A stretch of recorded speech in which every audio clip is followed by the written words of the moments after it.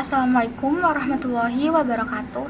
Halo teman-teman semuanya, apa kabar? Kali ini bertemu lagi dengan saya. Nah, saya izin perkenalan lagi ya teman-teman. Mungkin di antara kalian ada yang baru pertama kali melihat video saya. Nah, perkenalkan, nama saya Naila Amelia. Saya merupakan mahasiswi dari Universitas Bosowa, Fakultas Psikologi dan Program Studi Psikologi. Nah, teman-teman, di pembahasan minggu ini kita tuh bakal membahas lebih dalam tentang ontologi. Walaupun sudah pernah saya bahas di video pertama saya, tapi di video yang ini kita bakal lebih mengenal lagi apa sih itu ontologi. Nah, jadi mari kita masuk ke topik pembahasannya teman-teman. Ontologi merupakan salah satu di antara lapangan penyelidikan filsafat yang paling kuno. Awal mula alam pemikiran Yunani yang telah menunjukkan munculnya perenungan di bidang ontologi. Atas perenungannya terhadap air merupakan substansi terdalam yang merupakan asal mula dari segala sesuatu. Pembicaraan tentang hakikat sangatlah luas sekali, yaitu segala yang ada dan yang mungkin ada. Hakikatnya adalah realitas, realita adalah real, artinya kenyataan yang sebenarnya. Jadi hakikat adalah kenyataan sebenarnya suatu, bukan kenyataan sementara atau keadaan yang menipu, bukan juga kenyataan yang berubah. Bahasan tentang ontologi sebagai dasar ilmu berusaha untuk menjawab apa yang menurut Aristoteles merupakan the first filosofi dan merupakan ilmu mengenai esensi berbeda. Kata ontologi sendiri berasal dari bahasa Yunani, seperti yang sudah saya jelaskan pada video pertama saya.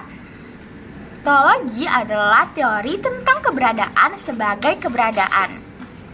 Ontologi membahas tentang yang ada yang universal, menampilkan pemikiran semesta universal. Ontologi berusaha mencari inti yang termuat dalam setiap kenyataan, atau dalam rumusan Lawrence Bagus menjelaskan yang ada meliputi semua realitas dalam semua bentuknya. Sedangkan menurut Jujun Surya Sumatri dalam Pengantar Ilmu dalam Perspektif mengatakan ontologi membahas apa yang ingin kita ketahui, sejauh apa kita ingin tahu, atau dengan kata lain, suatu pengkajian mengenai teori tentang ada.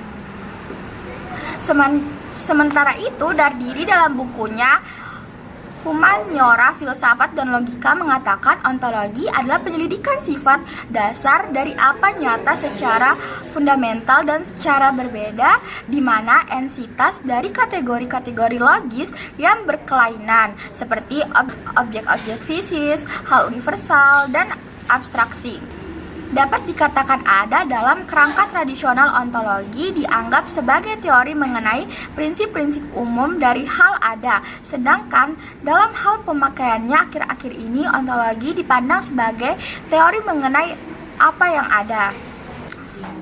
Sidi Galzaba dalam bukunya Sistematika Filsafat mengatakan ontologi mempersoalkan sifat dan keadaan berakhir dari kenyataan. Karena itu ia disebut dalam ilmu hakikat yang bergantung pada pengetahuan. Dalam agama, ontologi memikirkan tentang Tuhan. Amsal Bakhtiar dalam buku Filsafat Agama, ia mengatakan ontologi berasal dari kata ontos, yang artinya sesuatu yang berwujud. Ontologi adalah teori tentang wujud, tentang hakikat yang ada. Ontologi tidak banyak berdasarkan pada alam nyata. Di dalam pemahaman ontologi dapat temukan pandangan-pandangan pokok pemikiran sebagian berikut. Nah teman-teman, yang pertama itu ada monoisme. Paham ini menganggap bahwa hakikat yang berasal dari seluruh kenyataan itu hanyalah satu saja, tidak mungkin dua. Haruslah satu hakikat saja sebagai sumber asal yang baik. Nah teman-teman, istilah monoisme oleh Thomas Davidson disebut dengan blok universe. Paham ini terbagi dalam dua aliran, yaitu materialisme dan idealisme. Materialisme adalah aliran yang menganggap bahwa sumber yang asal itu adalah materi, bukan rohani. Aliran ini sering juga disebut dengan aliran naturalisme, tetapi sebenarnya ada sedikit perbedaan di antara kedua paham itu. Materialisme dianggap sebagai suatu penampakan diri dari naturalisme. Naturalisme berpendapat bahwa alam saja yang ada, yang di luar alam tidak ada. Nah, teman-teman, yang dimaksud alam di sini ialah segala-galanya meliputi benda dan ruh. Jadi, benda dan ruh sama nilainya dianggap sebagai alam yang satu. Sebaliknya, materialisme menganggap ruh adalah kejadian dari benda. Jadi tidak sama nilainya benda dan ruh, tidak sama maknanya seperti di naturalisme. Nah, lalu teman-teman, yang kedua ada idealisme sebagai lawan materialisme dalam aliran idealisme yang dinamakan juga dengan spiritualisme. Idealisme berarti serba cita, sedangkan spiritualisme diartikan sebagai serba ruh. Idealisme sendiri diambil dari kata idea, yaitu suatu yang hadir dalam jiwa. Aliran ini beranggapan bahwa hakikat kenyataan yang beraneka ragam itu semuanya berasal dari ruh, yaitu sesuatu yang tidak berbentuk dan menempati ruang, tetapi materi atau zat itu hanyalah suatu jenis daripada penjelmaan ruh. Ruh tidak hanya menguasai manusia perorangan, tetapi juga menguasai kebudayaan. Jadi kebudayaan adalah perwujudan dari alam cita-cita, dan cita-cita itu adalah ruhani. Karena itulah aliran ini dapat disebut sebagai idealisme dan juga dapat disebut sebagai spiritualisme. Nah, lalu teman-teman, yang kedua itu ada dualisme. Setelah kita memahami hakikat itu satu, nah ada juga pandangan yang mengatakan bahwa hakikat itu ada dua. Aliran itu disebut dengan aliran dualisme. Aliran ini berpendapat bahwa benda terdiri dari dua macam hakikat sebagai sumbernya, yaitu hakikat materi dan rohani, benda dan ruh, jasad dan spirit. Kedua macam hakikat itu masing-masing bebas dan berdiri sendiri, sama-sama azali dan abadi. Hubungan keduanya yang menciptakan kehidupan dalam alam ini. Contoh yang paling jelas tentang adanya kerjasama kedua hakikat ini ialah dalam diri manusia sendiri. Tokoh paham ini adalah Descartes yang dianggap sebagai bapak filsafat modern. Ia menanamkan kedua hakikat itu dengan dunia kesadaran atau rohani dan dunia ruang atau kebendaan. Nah, lalu teman-teman, yang ketiga ada pluralisme. Aliran ini berpandangan bahwa segenap bentuk merupakan kenyataan. Pluralisme bertolak dari keseluruhan dan mengakui bahwa segenap macam bentuk itu semuanya kenyataan.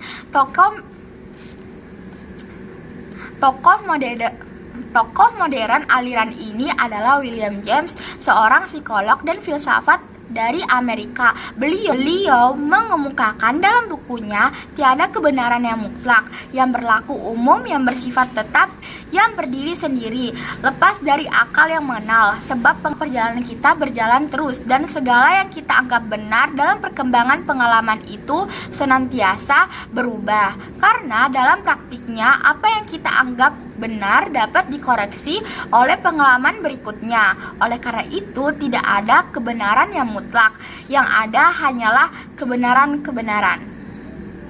Nah, teman-teman, lanjut yang keempat ada nihilisme, yang berasal dari bahasa Latin yang berarti nothing atau tidak ada.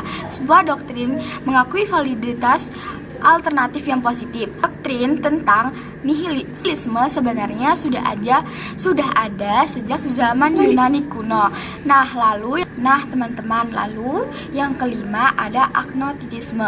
Paham ini mengingkari kesanggupan manusia untuk mengetahui hakikat benda, baik materi maupun rohani. Timbulnya aliran ini belum dapat orang yang mengenal dan mampu menerangkan secara konkret akan adanya kenyataan yang berdiri sendiri, dan dapat kita kenal aliran ini selalu menyangkal adanya suatu kenyataan mutlak yang bersifat tradens. Agnosticisme adalah paham pengingkaran atau penyangkalan terhadap kemampuan manusia mengetahui hakikat benda, baik materi maupun rohani. Aliran ini mirip dengan skeptisisme yang berpendapat bahwa manusia diragukan kemampuannya mengetahui hakikat. Namun, tampaknya Nampaknya agnostisisme lebih dari itu karena menyerah sama sekali. Nah, teman, sekian presentasi dari saya. Mohon maaf apabila banyak kekurangan. Wassalamualaikum warahmatullahi wabarakatuh.